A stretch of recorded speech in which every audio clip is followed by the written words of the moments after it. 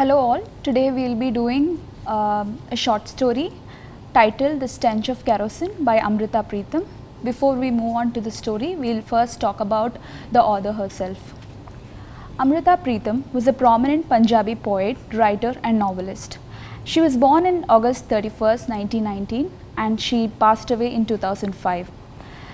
She was a very young writer. She started writing around the age of 16. She published first collection of stories around the age of 16 and she has a very long literary career spanning over 6 decades, and she wrote poetry, fiction, biographies, essays which were translated into several Indian and foreign languages.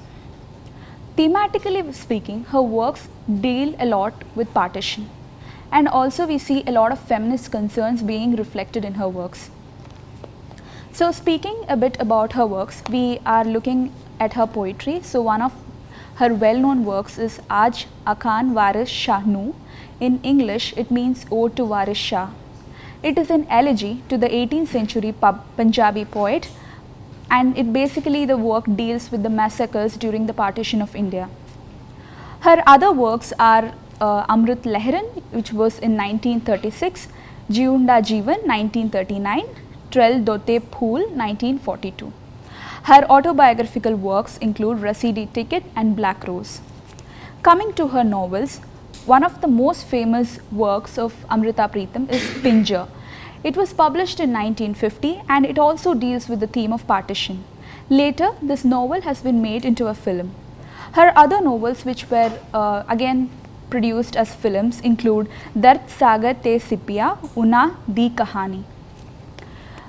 Coming to the way in which she was perceived, she was very well recognized in India and across the world. She was the first recipient of Punjab Ratna Award. In 1956, she became the first woman to receive Sahitya Academy Award for her magnum opus Sunehade. It can be translated as the Messages. Later, she received Bharatiya Jnanpith Award in the year 1982 for Kagas Te Canvas, which can be translated as the paper and the canvas. She was the first Punjabi woman to be given Padma Shri Award in 1969. She received the Padma Vibhushan and Sahitya Academy Fellowship in 2004.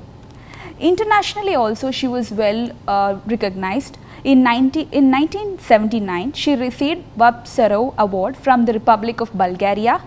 In 1987, she was conferred Order of Letters and Order of Arts and Letters by French government. So now we'll be looking at her short story, The Stench of Kerosene. I'll be reading the short story now.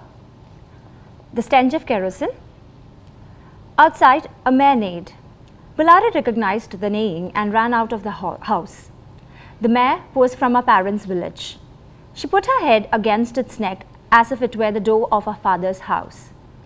Guleri's parents lived in Chamba, a few miles from her husband's village, which was on high ground. The road curved and descended steeply downhill. From this point, one could see Chamba lying a long way away at one's feet. Whenever Guleri was homesick, she would take her husband Manak and go up to this point. She would see the homes of Chamba twinkling in sunlight and would come back with her heart glowing with pride. Once every year, after the harvest had been gathered in, Guleri was allowed to spend a few days with her parents. They sent a man to Lagar Mandi to bring her back to Chamba. Two of her friends, who were also married to boys outside Chamba, came home at the same time of the year. The girls looked forward to this annual meeting when they spent many hours every day talking about their experiences, their joys and sorrows. They went about the streets together. Then there was the harvest festival. The girls would have new dresses made for the occasion. They would have their dupattas dyed, starched and sprinkled with mica. They would buy glass bangles and silver earrings. Guleri always counted the days to the harvest. When the autumn breezes cleared the skies of monsoon clouds, she thought of little besides her home in Chamba. She went about her daily chores, fed the cattle, cooked food for husband's parents, and then sat back to work out how long it would be before someone would come from her parents' village. And now, once again, it was time for her annual visit. She caressed the mare joyfully, greeted her father's servant, Nattu, and made ready to leave the next day. Looking at the story, you can understand that very rustic in nature. The view you get when you read the story, you get a sense of the setting is extremely pastoral in nature, where she talks about her village and how she looks forward to go to her parents' house, and we can understand the kind of life women used to lead in the early times, where they were not allowed to go to their parents' house whenever they wanted, but it depended totally upon her parents, her in-laws' wishes, or when somebody, she cannot go whenever she wants somebody else to come and fetch her. And it is very interesting. She talks about the harvest festival, where they get dressed up, and where she talks about how she wears all these kind of jewelries, and she's so happy and excited about this harvest festival, because it's not just a time for her to go and visit her parents, but it's also probably it's because she get to see her friends, she get to be herself apart from being somebody else's wife. That is all that I've got from this section. Guleri did not have to put her excitement into words. The expression on her face was enough. Her husband, Manak, pulled at his chillum and closed his eyes. It seemed either as if he did not like the tobacco, or that he could not bear to face his wife. "You will come to the fair at Chamba, won't you? Come, even if it's only for the day," she pleaded.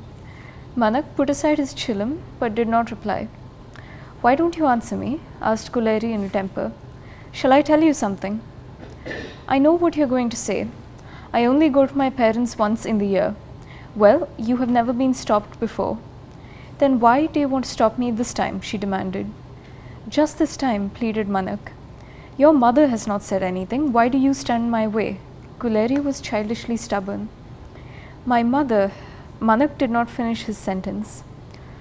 On the long-awaited morning, Guleri was ready long before dawn. She had no children, and therefore no problem of either having to leave them with her husband's parents or taking them with her. Natu saddled the mare as she took leave of Manak's parents. They patted her head and blessed her. "I will come with you a part of the way," said Manak. Guleri was happy as they set out. Under her dupatta, she hid Manak's flute. After the village of Khajiar, the road descended steeply to Chamba. There, Guleri took out the flute from beneath her dupatta and gave it to Manak. She took Manak's hand in hers and said, "Come now, play your flute." But Manak, lost in his thoughts, paid no heed. "Why don't you play your flute?" asked Guleri coaxingly. Manak looked at her sadly. Then, putting the flute to his lips, he blew a strange, anguished wail of a sound. "Guleri, do not go away," he begged her. "I ask you again, do not go this time." He handed her back the flute, unable to continue. "But why?" she asked. "You come over on the day of the fair, and we will return together, I promise you. I will not stay behind." In this section, carrying on from where Mridula left off, you can see how young Guleri is. The excitement is visible on her face. She's got childlike stubbornness, and she has all the excitement and enthusiasm of a child that's being promised a fair. But in addition to this, you can't tell if she's excited about the fair at Chamba, or if she's excited about her going to her parents' house, or whether it's both in combination. Her husband, on the other hand, seems to be a very taciturn man who appears to be quite incapable of expressing his emotions verbally. For all he seems to do is pull at the chillum and close his eyes. And there's a little bit of foretelling here with the line, "It seemed as if he did not like the tobacco, or that he could not bear to face his wife," and later on you realize that it's the latter bit. Guleri, on the other hand, she doesn't suspect anything. There's no foreboding here. She is ready before dawn. And there's a very innocuous sentence that says she had no children, and therefore no problem of either having to leave them with her husband's parents or taking them with her. So the children, usually considered a problem, she doesn't have them. And nothing stands in the way of her going to her parents' house, of meeting her friends, of having a good time, basically. And she is quite playful. You see her taking her husband's flute, you see her trying to get him into a better mood, into a better temper, but she thinks that he's being very reticent about her going, that he doesn't like her going away to her parents' house, and she asks him to play his flute, but well, again, there's more foreboding here where he plays a strange anguished wail of a sound instead of a nice melody as you'd expect. And here you see him, I mean, you see him begging her not to go away. He says, "Do not go this time." And he seems to be quite overcome with emotion, and she's very innocent. She says, "What's wrong? I mean, this happens every year. I go, I come back in a few days, and it's only for a few days." And she says, you can see where she's coming from. She says, "You shouldn't keep me here all the time. It's only a few days that I get this break, that I'm going to my parents' house. You shouldn't resent this." And she says, "I promise you I'll be back." And she thinks, and quite rightly, that he loves her and he will miss her. That's about it. Manak did not ask again. They stopped by the roadside. Nathu took the mare a few paces ahead to leave the couple alone. It crossed Manak's mind that it was this time of year 7 years ago that he and his friends had come on this very road to go to the harvest festival in Chamba. And it was at this fair that Manak had first seen Guleri, and they had bartered their hearts to each other. Later, managing to meet alone, Manak remembered taking her hand and telling her, "You are like unripe corn, full of milk." "Cattle go for unripe corn," Guleri had replied, freeing her hand with a jerk. "Human beings like it better roasted. If you want me, go and ask for my hand from my father." Amongst Manak's kinsmen, it was customary to settle the bride price before the wedding. Manak was nervous because he did not know the price Guleri's father would demand from him. But Guleri's father was prosperous and had lived in the cities. He had sworn that he would not take money for his daughter, but would give her a worthy young man to a good family, of a good family. Manak, he had decided, answered these requirements, and very soon after, Guleri and Manak were married. Deep in his memories, Manak was roused by Guleri's hand on his shoulder. "What are you dreaming of?" she teased him. Manak did not answer. The mare neighed impatiently, and Guleri, thinking of the journey ahead of her, rose to leave. "Do you know the Bluebell Wood a couple of miles from here?" she asked. "It is said that anyone who goes through it becomes deaf." "Yes. It seems to me that you have passed through the Bluebell Wood. You do not hear anything that I say." "You are right, Guleri. I cannot hear anything that you are saying to me," replied Manak with a deep sigh. Both of them looked at each other. Neither understood the other's thoughts. So, in this particular area, we are finding like how both these characters, Manak and Guleri, they came in contact with each other. It is also showing that in this context, in course of the story, they are retrospecting their relationship before marriage. They have this part of the story is also portraying about certain social customs that are undergone before the matrimony, and what are the standpoints of the male suitor and the female before marriage, and what are the kinship expectations from both the sides, specifically from the side of the female here, as it is written here about Guleri. And this particular part has certain, the portion where it is showing how they started their courtship. There are certain sexual innuendos here, and including this one, the story is also showing that how after marriage, seemingly there is a little bit of distance which is apparently setting between them. That's why both of them are having a little communication gap right now. There is a little bit of comic strips also where they are saying that, have you come across the Bluebell Wood, which is supposedly a wood which if anyone passes through that, somebody can become deaf. So there is a little bit of comic element here, and there is a certain gap or distance in communication which is actually apparent here in this part. So it anticipates like there is something of maybe some unspoken feelings which are yet to be discussed between them, and it sets the next part of the story in motion. "I will go now. You had better return home. You have come a long way," said Guleri gently.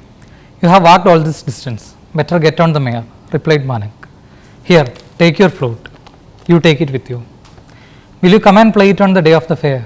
Asked Guleri with a smile. The sun shone in her eyes. Manak turned his face away. Guleri, perplexed, shrugged her shoulders and took the road to Chamba. Manak returned to go to his home. Entering the house, he slumped listless on his charpai. You have been away a long time, exclaimed his mother. Did you go all the way to Chamba? Not all the way, only to the top of the hill. Manak's voice was heavy. Why do you croak like an old woman? Asked his mother severely. Be a man. Manak wanted to retort, you are a woman, why don't you cry like one for a change? But he remained silent. Manak and Guleri had been married 7 years, but she had never borne a child and Manak's mother had made a sacred resolve. I will not let it go beyond the 8th year. This year, true to her decision, she had paid 500 rupees to get him a second wife, and now she had waited, as Manak knew, for the time when Guleri went to her parents to bring in the new bride. Obedient to his mother and to custom, Manak's body responded to the new woman, but his heart was dead within him. In this section, if you are to critically read this section, there are quite a few obvious things which gives you a clue of what are the ideologies that this story tried to highlight and also to critique. For example, after Manak goes back home and speaking to his mom, so she asks, why do you croak like an old woman? Be a man. So this command given by his mother is one of those very obvious clues which tells us the ideology that's working behind the scene is of patriarchy, and Manak's mom is complicit with this crime. So the command of being a man and is how patriarchy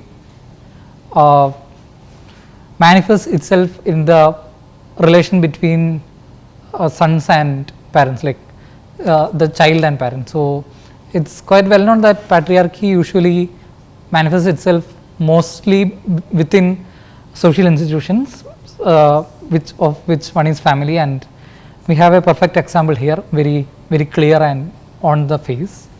So Manak wants to retort that you are a woman, why don't you cry like one for a change? This is again in complicit with the patriarchal thought, but he remains silent. But we are not sure if it is a silence. This silence is very clearly is complicit with patriarchy, but we do not know why he is silent. And again, we know that Guleri is unable to bear a child, and this is one of the reasons why this is the reason why Manak's mom wants to get rid of Guleri so that her son can get a child. So this is again a clue. So obedient to his mother and to custom, Manak's body responded to the new woman. So here we see that it's under obedience to his mother and also to custom that Manak's body is responding. So the question of body autonomy and also of he does not have access to his own will. So this is another problematic area which we find in this. So also there is one more point where the story, I quote, she had paid 500 rupees to get him a second wife. So paying 500 rupees to get a new wife as if a person is something to be bought is also problematic, because we also see that just in the section just before this, we see that Guleri and Manak was bartering their hearts. So I think that's what I understand from this section. Thank you. So I'll be reading the next section of the story. Early one morning, he was smoking his chillum when an old friend happened to pass by. Oh Bhavani, where are you going so early in the morning? Bhavani stopped. He had a small bundle on his shoulder. Nowhere in particular, he replied evasively. You must be on your way to some place or the other, exclaimed Manak. What about a smoke? Bhavani sat down on his haunches and took the chillum from Manak's hand. I am going to Champa for the fair, he replied at last. Bhavani's words pierced through Manak's heart like a needle. Is the fair today? It's the same day every year, replied Bhavani dryly. Don't you remember? We were in the same party 7 years ago. Bhavani didn't say any more, but Manak was conscious of the other man's rebuke, and he felt uneasy. Bhavani put down the chillum and picked up his bundle. His flute was taking out of the bundle. Bidding Manak farewell, he walked away. Manak's eyes remained on the flute till Bhavani disappeared from view. Next afternoon, when Manak was in his fields, he saw Bhavani coming back, but deliberately he looked the other way. He didn't want to talk to Bhavani or hear anything about the fair. But Bhavani came round the other side and sat down in front of Manak. His face was sad, lightless as a cinder. Guleri is dead, said Bhavani in a flat voice. What? When she heard of your second marriage, she soaked her clothes in kerosene and set fire to them. Manak, mute with pain, could only stare and feel his own life burning out. So, if you conduct a peripheral surface level analysis of this text, you can see that, so the setting of this part takes place after Manak's second marriage, and this section starts on a pleasant note. Bhavani, Manak meets his friend Bhavani and they starting a casual conversation, but as soon as Manak realizes that Bhavani is going for the fair, the tone of the conversation turns into a sad one. So Manak doesn't want to be reminded of his wife Guleri, because that is something that he regrets, that he didn't inform her and he cheated her basically and married another woman. So he doesn't want to, the sentence here reads, Bhavani's words pierce through Manak's heart like a needle. So he doesn't want that memories to come back. And then, but Bhavani again is trying to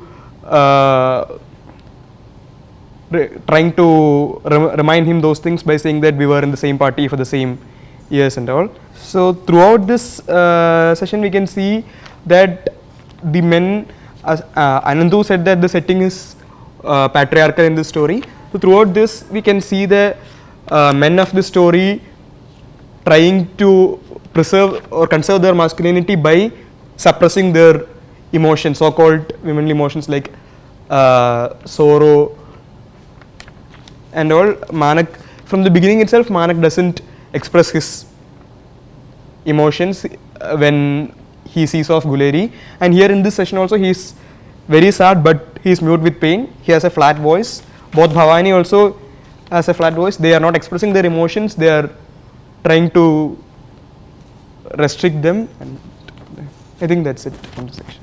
The days went by. Manak resumed his work in the fields and ate his meals when they were given to him. But he was like a man dead, his face quite blank, his eyes empty. I am not his spouse, complained his second wife. I am just someone he happened to marry. But quite soon she was pregnant, and Manak's mother was well pleased with her new daughter-in-law. She told Manak about his wife's condition, but he looked as if he did not understand, and his eyes were still empty. His mother encouraged her daughter-in-law to bear with her husband's moods for a few days. As soon as the child was born and placed in his father's lap, she said Manak would change. A son was duly born to Manak's wife, and his mother, rejoicing, bathed the boy, dressed him in fine clothes, and put him in Manak's lap. Manak stared at the newborn baby in his lap. He stared a long time, uncomprehending, his face, as usual, expressionless. Then suddenly the blank eyes filled with horror, and Manak began to scream. Take him away, he shrieked hysterically. Take him away, he stinks of kerosene. So in this final and really short part, we get to see what happens after Guleri's death, and Manak is described as someone who he is not the same person anymore. He is completely destroyed by her death, and even though he is married, it's an unhappy marriage, and there is this part about his wife. She is also she does the chores of being a wife, but there is no love between them. And you can also see how Manak's mother, she shows no remorse of indirectly causing Guleri's death, and also her eyes are set on her goal to get us a grandchild. And when that finally happens, she believes Manak will become his old self again, but instead the child somehow terrifies him, and we get to see that he kind of in a way thinks that Guleri's death was the price that had to be paid so that he could get a child. So that's what I think it means by he stings of kerosene. Very unconventional. She has had a big full life, and she was very controversial as well. There were a couple of works of hers which were banned, and it's very interesting that even though her works were banned, she was hugely popular as well. So she had a massive popular appeal. In fact, she herself said that many of her novels are pot boilers, but despite that flippant remark, some of her fiction are very, very valuable as psychological studies, right? And she is also very well known for that partition poem, right? I'll give you a reference for that one. So, okay, we'll start with this one. This is how she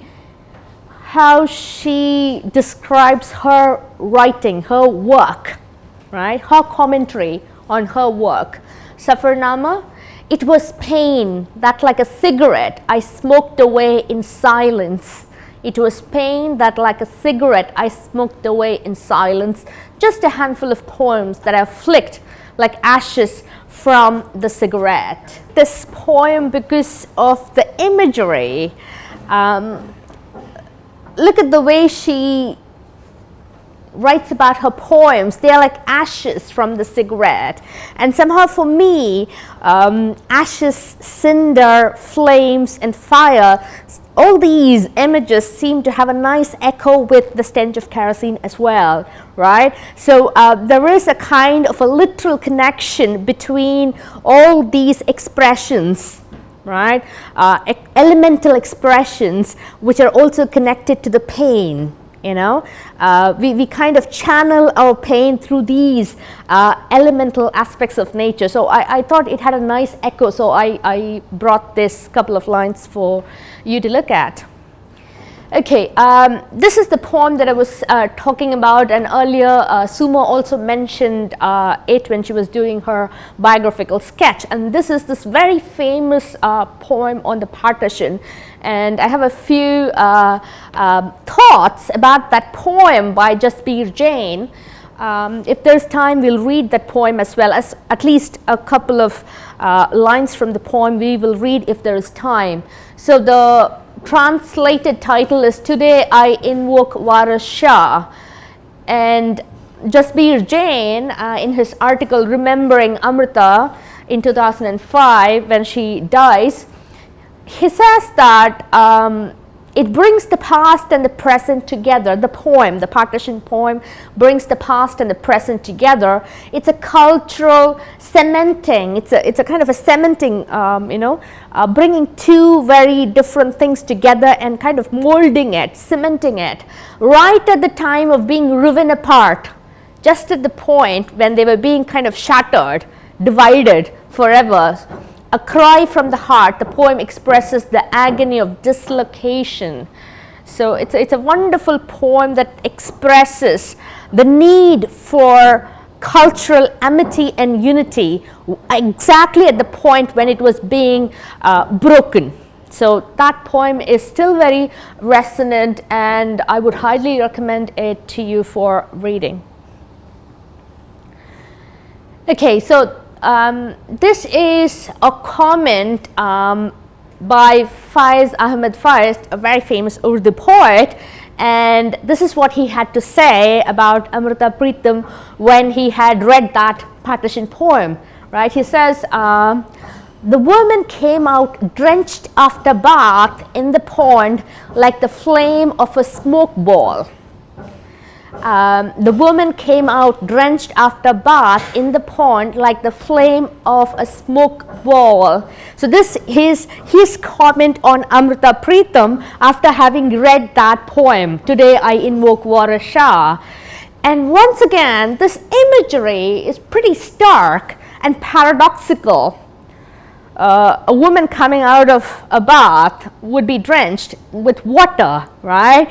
But with Amrita, it's totally the reverse, because she's very passionate, highly excited about the subject, very passionate in her rendering of the ideas in her work. So he calls her like the flame of a smoke ball, right? So again, this image of being drenched, a woman being drenched, not with water but with kerosene and fire, had a nice echo with the story that we are dealing with, which is why I thought this comment is pretty interesting, because it reminds us of the personality of Amrita Pritam as well as her passionate approach to the subject matter. So this is sort of a kind of a cultural materialist reading that I'm doing, right? Picking out ideas about her work and the way Amrita herself reacts to her own work, and I'm trying to put them alongside the Stench of Kerosene, so that we see a kind of a thematic parallel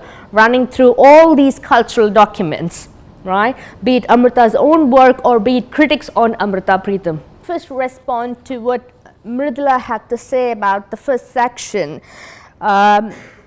She's quite right in suggesting that this first section sets up the rustic world, the rural world, the pastoral world, right? The village life.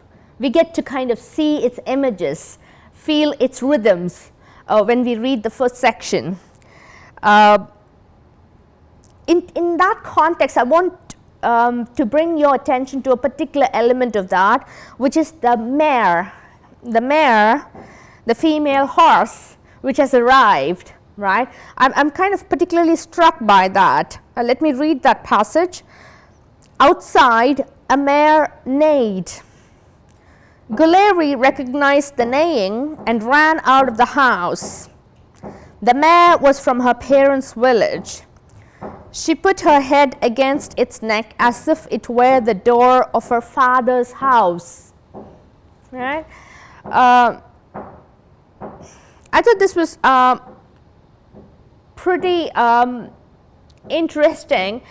We read in the story that a man is sent for her, right? But the first thing to come to her, to beckon her home, is this mare, this female horse, right? And when she puts her head against its neck, it's as if she were putting it against the door of her father's house, right? So there's an immediate transportation in her mind to that familial place, the father's house, the mother's house, right? One other thing that struck me here is that we don't get a very good picture of the interiors of the father's house, the parental household. It's almost as if we are at the door, just as, Guleri herself is. In some ways, she's just outside the parental house, right? I don't know how to read it. There are two ways you can read it. One is the parental household, the parental, home is itself an ideal, right? Is itself a kind of a romantic ideal for the girl who's married off into a different village. Going home to the parents becomes a kind of a tradition, a cultural tradition, which perhaps is empty. We don't know. This is one way to respond to that, the door, outside of which she kind of stands, right? We never see her inside the parents' house. We see her with her friends, going about in the village fair, dressed up in finery, and that's about it. The interior, the internality is kind of not described, which is pretty interesting. Okay, so that's one thing that we can think about. And again, someone was pointing out to the fact that Mridula was pointing out to the fact that we get a picture of a carefree Guleri, a Guleri who is free of responsibilities, right? When she is spending time with her friends, the female friends. And what I see there is the sisterhood, right? The sisterhood there, the almost egalitarian domain in which they participate, where they get to share all the, the joys and the sorrows, right? So without the male intervention. So it's a pure female domain in which she participates.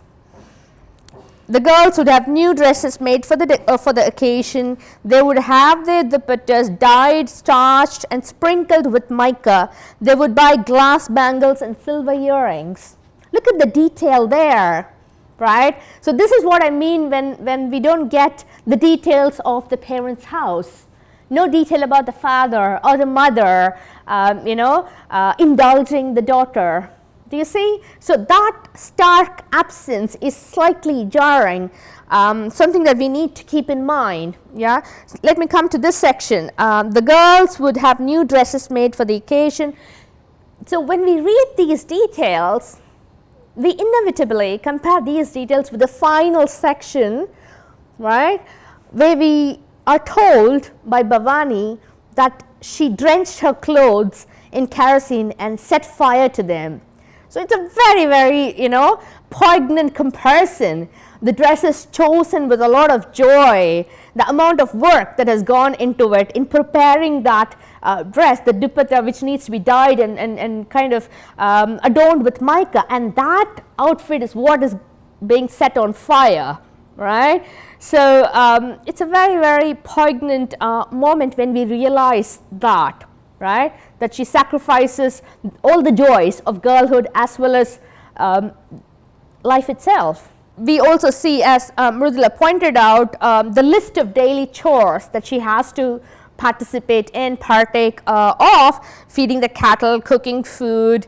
These are really laborious work, right? Very, very intense, hard work that she does on a daily basis. And again, I'm reminded of the point that she sounds as if she's a very young girl.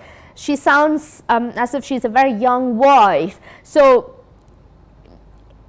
if you kind of think about the amount of work that this young girl does, then it's quite reasonable to see her point of view, in the sense that it's all right for her.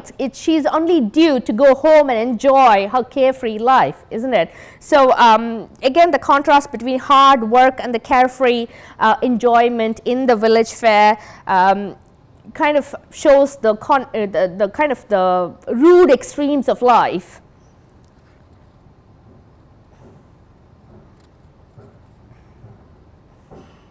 Okay, let's go to the second section.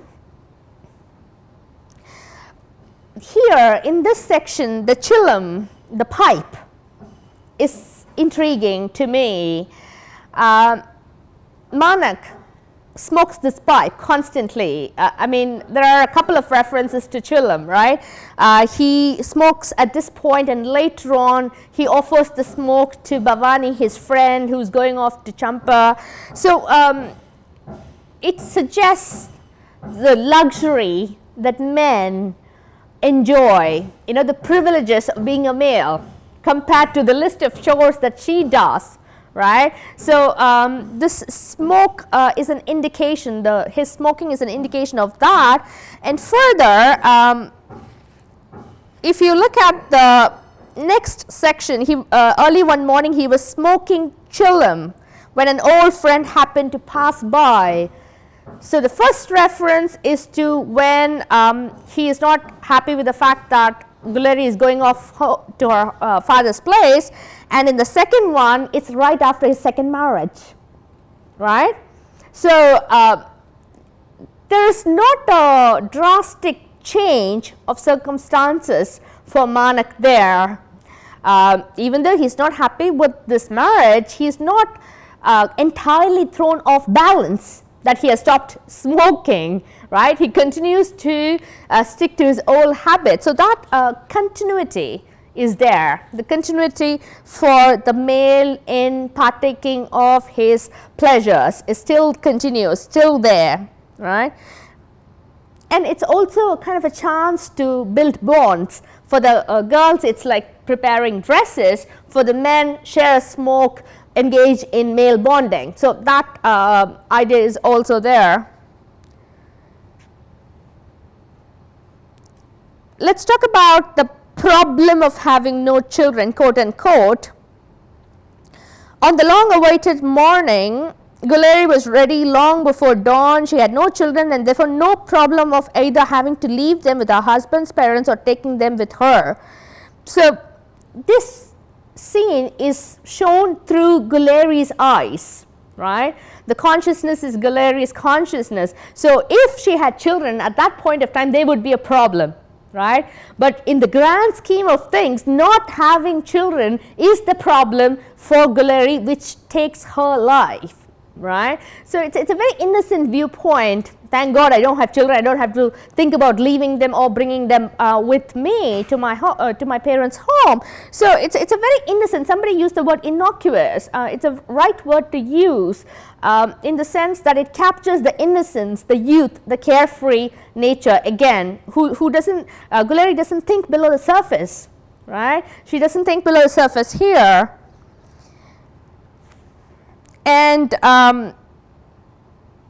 earlier someone was talking about, I think it was Anantaji who said that why is he silent? He doesn't seem to talk much. Manak doesn't seem to talk much. And instead of talking at this section, he seems to use music to express his anguish, right? So music becomes a kind of a channel for him to express his agony. That's one way. Or you can state that he is incapable of expressing very clearly in words, right? Thirdly, there is a suppression of the natural human instinct in the male due to the patriarchal framework. So there are multiple ways you can describe this particular idea. The childlike stubbornness is a very interesting point that Shweta was pointing out. The childlike stubbornness is something that you can compare to a kind of a feminist or a kind of an assertion of one's rights here. I get to go every year and I will go this year too. I don't care. So she is resisting the husband's wish, right, and goes ahead with that. And she also resists, other factors as well. So there's no leeway there. She doesn't give in to the husband's romantic request. So that's interesting. So childlike stubbornness, an assertion of the feminine personality here. And in the third section, we get the embedded narrative, a flashback, right? We get a flashback where we get a romantic interlude. And cattle go for unripe corn, Gulleri had replied. If you want me, go and ask for my hand from my father. So there is an overt reference to sexuality which she undercuts.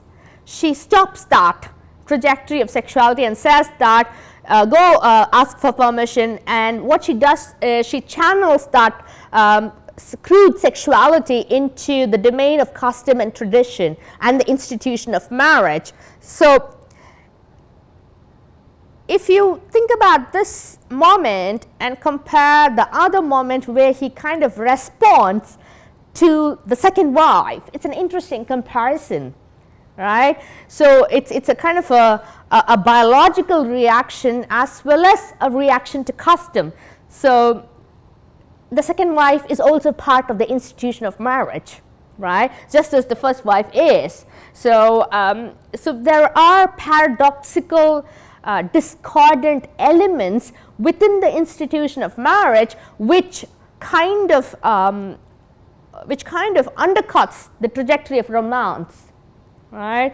So you can't have romance as well as the institution of marriage dictated by patriarchy on the same level. Something has to give, right? And romance gives here, right? So the institution of marriage and patriarchy demands an heir, and she can't give that. So what happens is that the narrative of romance gets deconstructed, and the silence of the male allows for that. The silence of the male here, Manak, allows for the continuation of the patriarchal nature of the institution of marriage, right? So I'll stop here. We'll continue later.